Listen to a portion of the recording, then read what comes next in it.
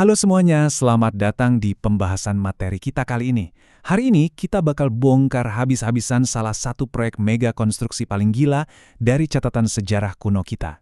Ya, kita ngomongin tentang Raja Zulkarnain dan tembok raksasa legendarisnya itu. Siap-siap ya, karena jujur aja, skala proyek yang satu ini bener-bener di luar nalar. Nah, sebelum kita bedah detail teknisnya, coba deh kalian bayangin mimpi buruk geografis ini.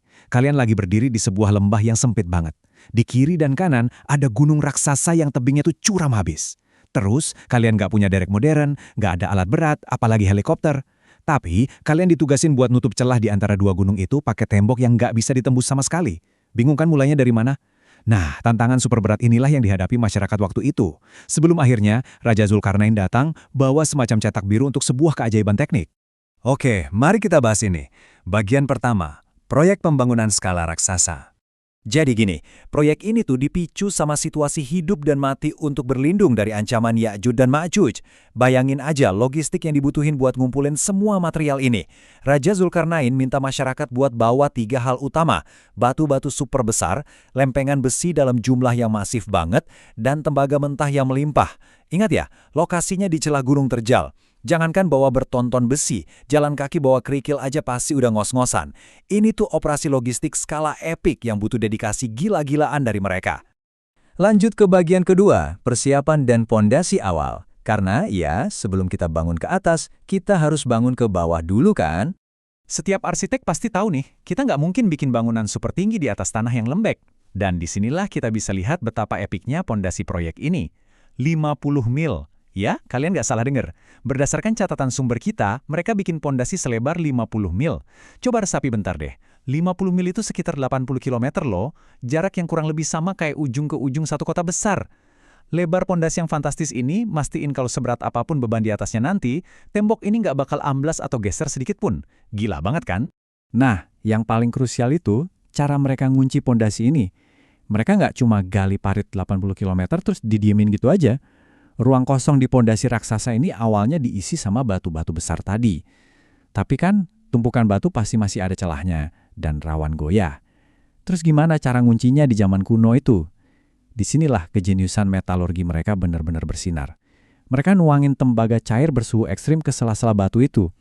Tembaga cair ini ngalir, ngisi setiap rongga sekecil apapun, dan pas mendingin, wush, batu-batu raksasa tadi keikat jadi satu balok padat yang super kokoh dan mustahil buat dipisahin. Sekarang kita masuk ke bagian ketiga, konstruksi dinding berlapis. Ibaratnya nih, kita kayak lagi buka cetak biru arsitektur kuno. Setelah pondasinya aman terkendali, mulailah mereka bangun ke atas. Pendekatan Zulkarnain ini nggak cuma asal numpuk batu loh, dia pakai konsep material komposit. Yuk kita bedah langkah briliannya. Pertama, mereka taruh lempengan besi berat sebagai dasarnya. Kedua, di atas besi itu, mereka susun batu bata dengan rapi. Ketiga, buat ngikat bata dan besinya, mereka tuang lagi tembaga cair. Dan yang keempat, ini yang paling mind-blowing. Mereka ulangin terus proses ini, besi bata tembaga. Besi bata tembaga. Gitu terus, lapis demi lapis, numpuk beban yang luar biasa berat ngelawan gravitasi sampai dindingnya benar-benar nyentuh puncak gunung di kanan kirinya. Lanjut ke bagian 4. Proses peleburan dan penyatuan. Ini dia nih, klimaks dari konstruksinya. Oke, struktur kasarnya udah berdiri nih, nutupin celah. Tapi, tembok berlapis aja nggak cukup. Harus dijadiin satu perisai utuh. Bayangin aja panasnya lokasi proyek waktu itu. Zulkarnain nyuruh rakyatnya bikin api yang luar biasa gede di sekitar tembok. Mereka manasin gunung besi dan bata tadi sampai, wow, semua lempengan besinya berubah jadi merah membara saking panasnya.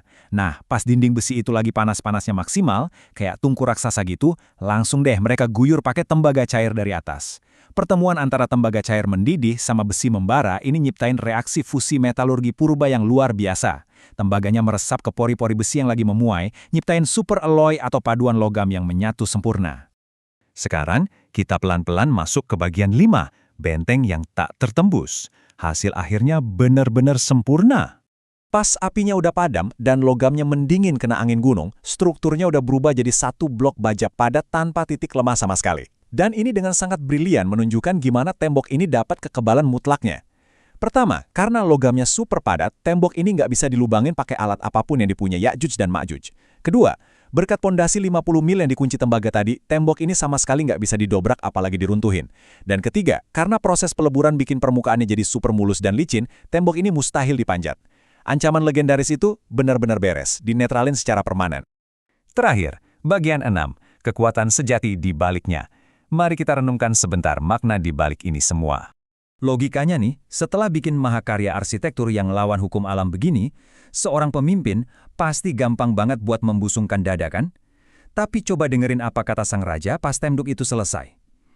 Di depan gunung logam yang baru aja dia bikin, dia malah bilang, keberhasilan pembangunan dinding raksasa ini adalah bentuk rahmat dari Allah, bukan semata-mata karena kehebatanku sendiri. Wah, ini benar-benar nunjukin kerendahan hati tingkat tinggi. Zulkarnain sadar banget kalau semua visinya, ilmu metalurginya, sumber dayanya dan rakyatnya yang kompak itu semua cuma anugerah. Dia ngerti kalau dia itu cuma perantara, dan dia tahu betul batasan dirinya sebagai manusia.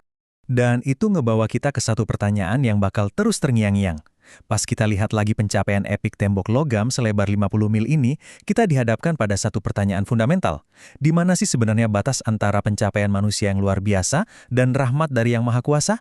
Kisah ini ngingetin kita bahwa sehebat apapun rekayasa teknologi kita, puncak kecerdasan sejati itu adalah pas kita sadar kalau kekuatan dan akal budi kita itu cuma titipan.